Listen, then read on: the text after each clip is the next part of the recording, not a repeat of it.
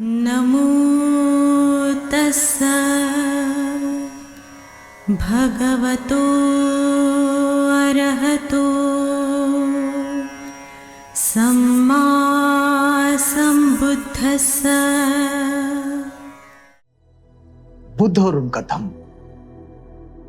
Baba Saheb doctor Ambedkar के इस महान रचना संसार में आपका स्वागत है।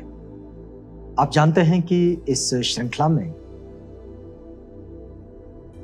बाबा साहेब डॉक्टर अंबेडकर द्वारा रचित महान ग्रंथ बुद्ध एंड हिज धम्मा, इसका हिंदी अनुवाद हम आप तक पहुंचाने का ये प्रयास कर रहे हैं।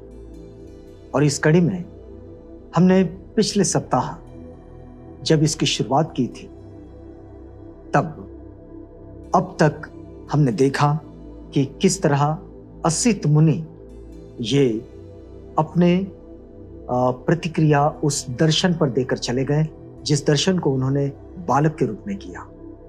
ये बालक राजकुमार सिद्धार्थ जब उनसे मिले, उनकी भेंट हुई और उनके दर्शन उनको हुए, उसके बाद वे चले गए और आगे की बात अब यहां से शुरू होती है। 5वें दिन बालक का नामकरण संस्कार किया गया।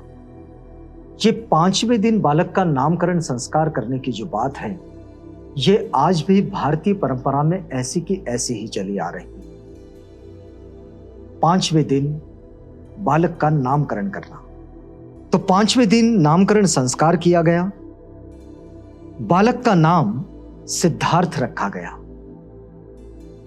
उसका गोत्र गौतम था, इसलिए जनसाधारण में वह सिद्धार्थ गौतम इस नाम से प्रसिद्ध हुआ।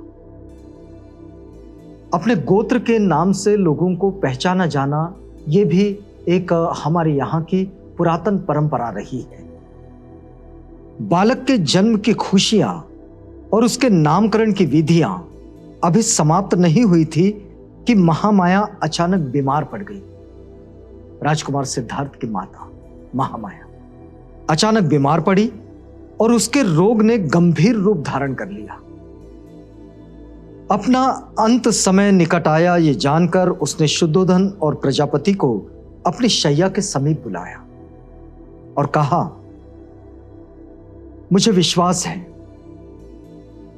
कि असित ने मेरे बच्चे के बारे में जो भविष्यवाणी की है वो सच्ची होगी। मुझे यही अफसोस है कि मैं वाणी को पूरा हुआ ना देख सकूंगी। प्रजापति, मैं अपना बच्चा तुम्हें सौंप जाती हूं। मुझे विश्वास है कि उसके लिए तुम उसकी मां से बढ़कर होगी। अपनी बहन पर यह जो विश्वास है, यह महामाया ने व्यक्त किया और उनसे कहा कि मैं अपना बच्चा तुम्हें सौंप जाती हूं।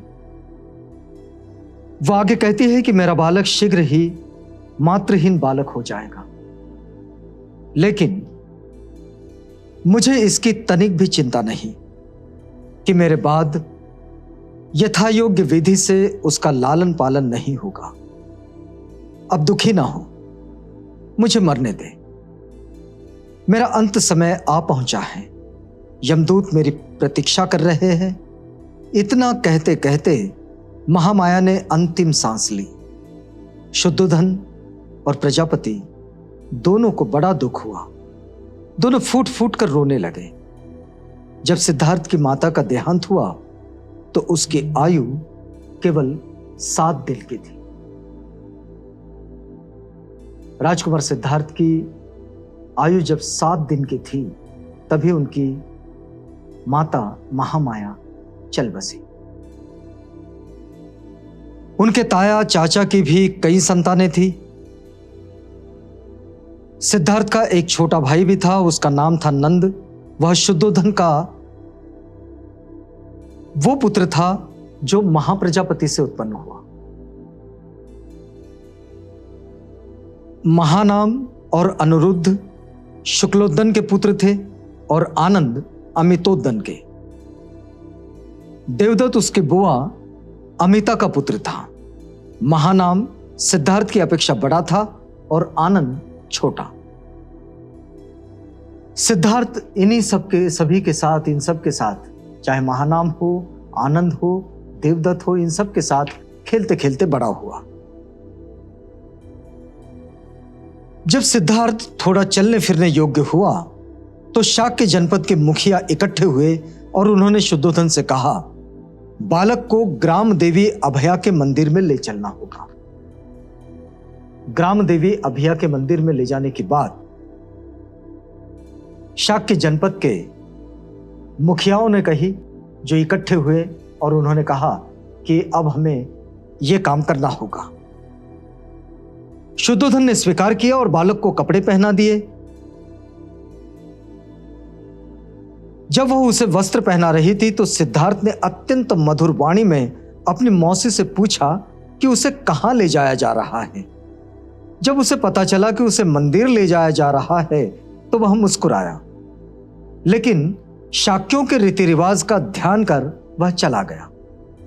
8 वर्ष की आयु होने पर सिद्धार्थ ने अपनी शिक्षा आरंभ की, जिन्हें शुद्धोधन ने महामाया के स्वप्न की व्याख्या करने के लिए बुलाया था और जिन्होंने सिद्धार्थ के बारे में भविष्यवाणी की थी, वे ही 8 ब्राह्मण उसके प्रथम आचार्य बने।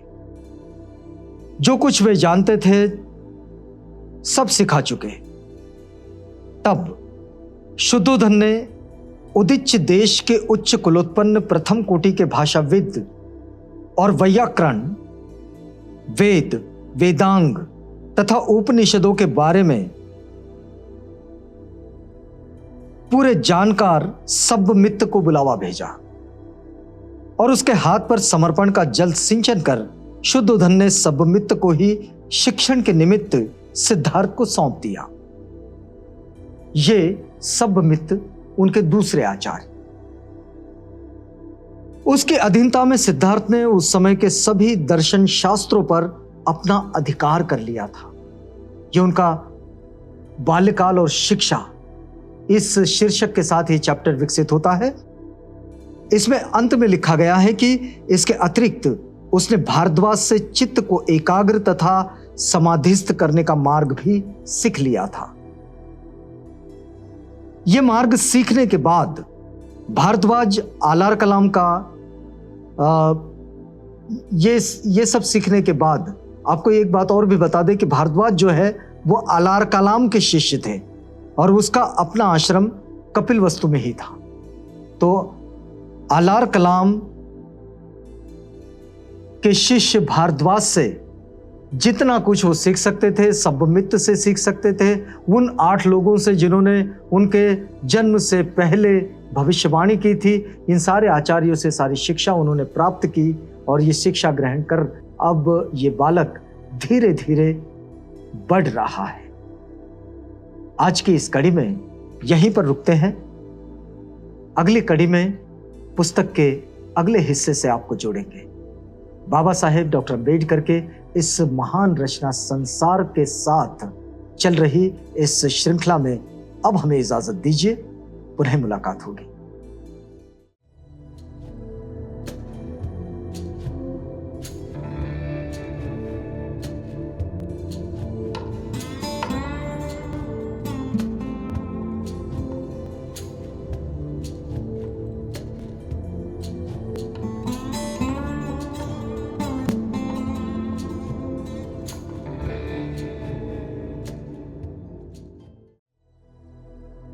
बुद्ध और उनका धम्म।